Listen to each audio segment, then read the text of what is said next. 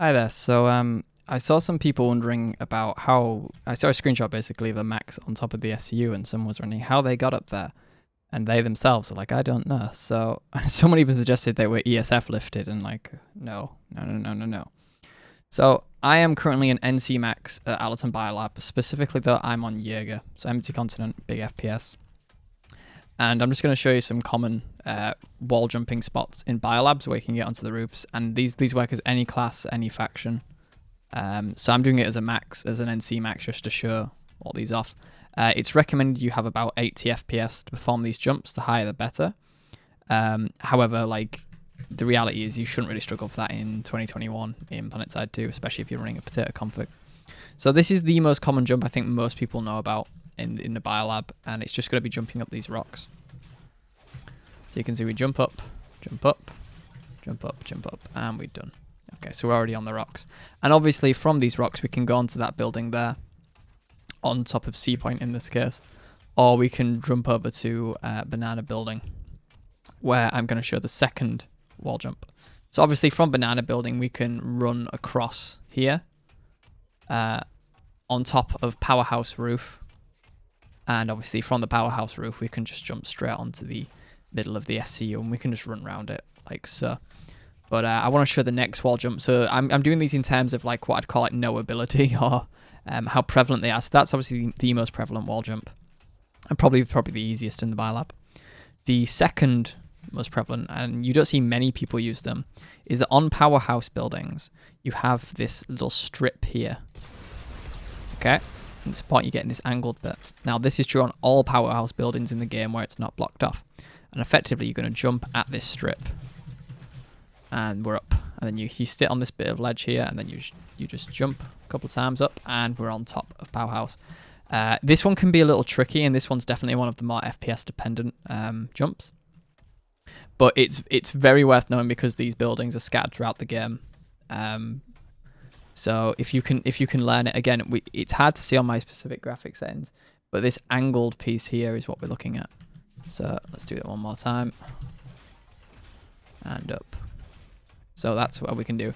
There are some times in some bases where you can actually use this strip to get up to the next level here, but it doesn't seem to work properly from down here.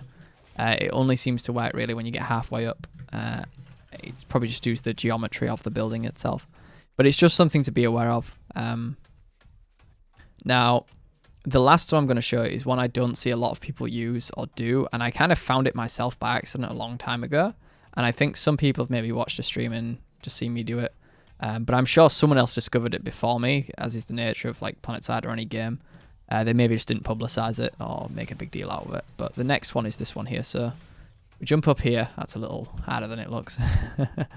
And then we're going to go up these rocks here. So this is a very janky one, but it works wonders. But it is one you need to kind of like learn, because you're constantly dipping into these nooks and crannies. So we're on this next bit here. So again, this is a good one because it allows you to shoot into C point. Again, maybe not as a max, but as a different class. Then we're going up this bit here.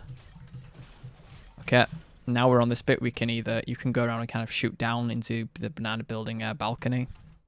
Or if you flip around here, this bit here is the next bit we're going to jump up. And we're on here. Okay, it's a little slippery here, so you got to watch your footing. And then once we're on top of this bit here, we're going to jump left around here. We can sit onto that lip, and we're on top of this this piece of rock here. Now, obviously you can go onto the C point roof in this case, this L shape, and jump here, or you could have gone the other way around. And at which point you're going back onto the banana roof. Obviously, each of these wall jumps has its own challenges. If you're not familiar with wall jumping, then your worst nightmare is to spam the spacebar like really quick, because you'll end up losing all your momentum effectively. So you need to do like paced jumps. I'd actually just done the video, but I'd forgot to turn on my input overlay, and I think that's a big thing. If people can just see the input overlay and see like kind of how often I'm pressing spacebar, I'm kind of waiting for the jump to reset before I start pressing it again. Otherwise, that's when you run into momentum issues.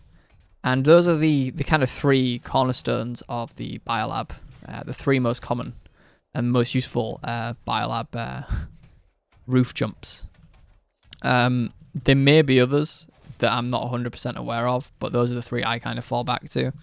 There's obviously some funky stuff you can do with a tree and jungle to try and get onto the B-point roof and overwatch on that landing pad. However, I still strongly feel like if you're coming from that side and you want to get onto the roof, then as long as you take control of D-point / powerhouse, you can usually find a way up there. Obviously, each 3 of these provide their own like unique challenges and issues in terms of cover it presents. So what's good about it is that if the enemy have big control over the Biolab balcony here, of the Biolab landing pad here, then obviously the easiest of the wall jumps, the first one I showed you onto the rocks, that might not be preferable. You might not be able to get there because there might be just too many people.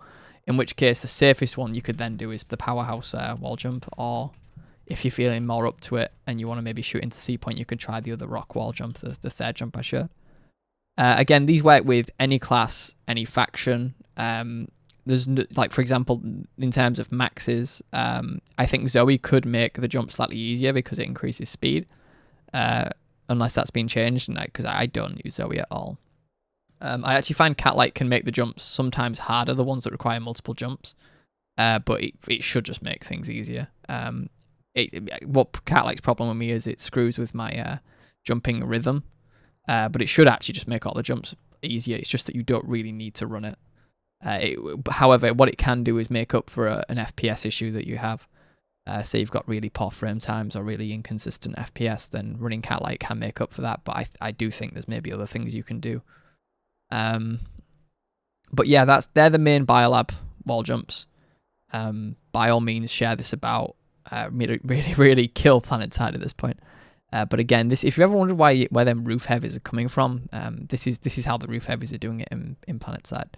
So yeah, if this is new to you, then congratulations, you've finally known, you've been enlightened. But I think a lot of this should be pretty known to a lot of people. I think most people know at least 2 of these spots. A third one maybe would be a new thing, but hopefully that makes them.